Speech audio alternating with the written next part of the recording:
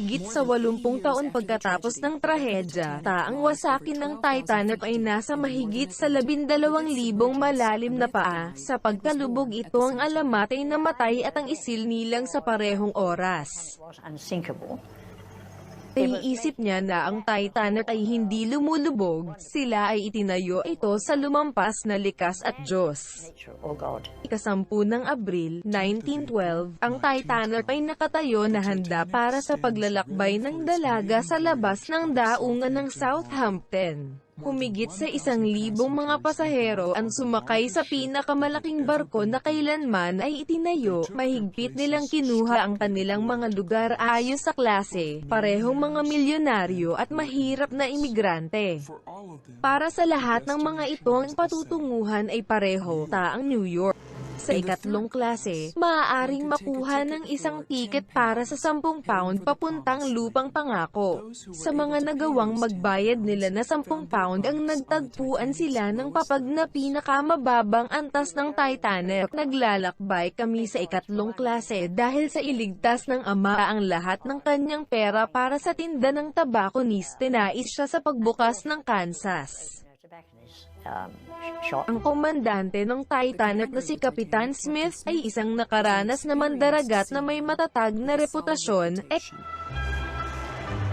Eksakto sa tanghali, ang Titanic Uncle losses na pinaniniwalaan nila ay hindi nababagay umalis sa daungan. Para kay Smith, ito ang nakoronahang sandali ng mahabang karera. Siya'y inilaan ito sa maging paglalakbay kasama ang naglayag niya sa karapat-dapat na retiro. Kahit sa ikatlong klase, buhay sa kubyerta ay isang lasa ng hindi sanay ng luho. The world of first-class passengers. It was just the luxury that Ito lamang ang luho na alinmang unang klase na pasahero. Inaasahan na nandoon ito at hindi nila ang umikot ka sa buong sumisigaw, gaano katindi ang lahat ng sinasabi nila. Oh, ang ganda dito at maganda, ngunit ito lang ang inaasahan dahil ang kailangan nila ng maayos kung papunta sila sa Ritz sa London. Halimbawa, ito ay ngunit ito lang ang inaasahan na magkaroon sila ng unang klase. Pagbati sa isa na nanatili sa tahanan mula sa pinakamaluhong barko ng mundo, kailangan ng komunikasyon ng mga pasaherong ganap na nakatuon ng mga redistik. Ito ang nakamamatay na aksyang oras.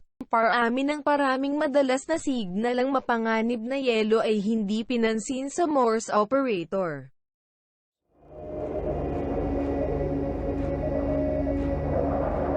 Tumakbo ng mga makina ng ocean liner sa buong singaw. Noong ika-15 ng Abril, 1912, ilang sandali bago hating gabi, hinggil sa 1,500 ang talampakan sa harap ng barko, pansinin ang balangkas ng iceberg. Sa plataporma, sinubukan ng unang pinuno ang mapaglalangan ng barkong lumabas ng daan ng pagbangga.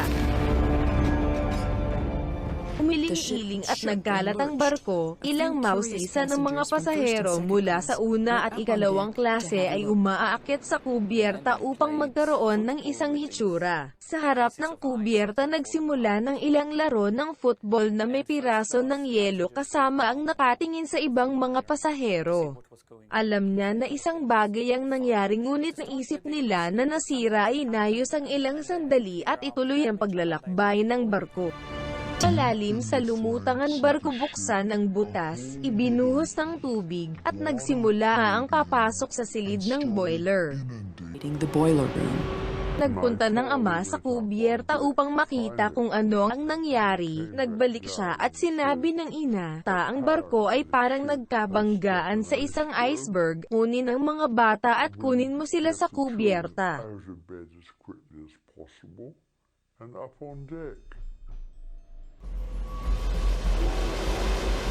Ang mga tao sa kubyerta ay kalmado pa rin. Maraming pasahero ay kahit napansin na pagbangga, alam ni Kapitan Smith na malupit na katotohanan. Nawala ng kanyang barko at sa kalahati lang ng mga lifeboat ang mga pasahero ay magkasya. Nasira siya sa pag-iisip. Ito ang matagal na mahaba para sa kanya upang gumawa ng mahalagang desisyon. Distress rocket, inaasahan ng tauhan na malapit na ang barko sa tumulong ang Titanic. Matapos ang hating gabi lamang na ginawa ng kapitan ng magbigay ng utos sa pagdala ng emergency ang Morse code. Samantala, ang ibuhos ng tubig hindi mapatigilan sa barko. Into the ship. Sa maraming tao ang naisip na hindi mainisa ang barko na natili kung nasaan sila, ngunit ang ama ay kaba, isang salpok o isang bagay na siya tumanggap kami agad sa kubyerta. Siya sadyang nadama na masama ang isang bagay ang nangyari. A premonition or something that something really was bad happening. Ang mga pasahero ang hindi gusto sa bigyan ng mga lifeboat. Una ang mga babae, pagkatapos ang mga anak at sa huli ang mga lalaki. Kahit ang mga alituntunin ng nakagapos sa klase na lipunan ay nagbubuklod.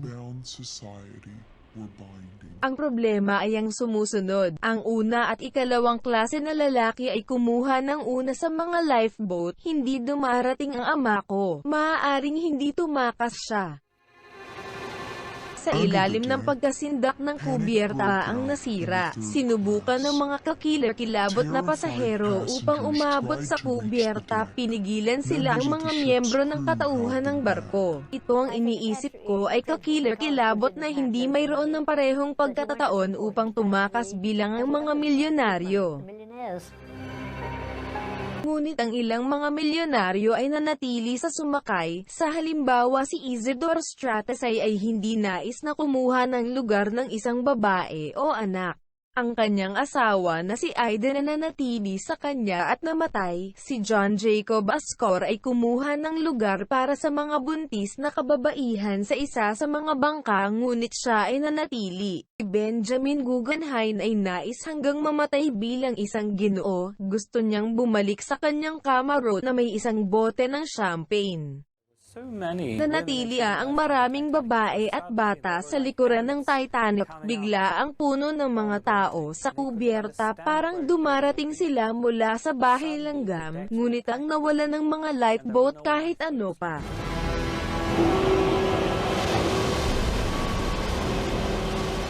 Naisip ko sa katapusan alam sila na ito ang walang paraan upang makatakas, lalo na ang nakaranas na mga babae at bata, nawalan ng pag-asa ang sitwasyon. So, it must have been absolutely terrible.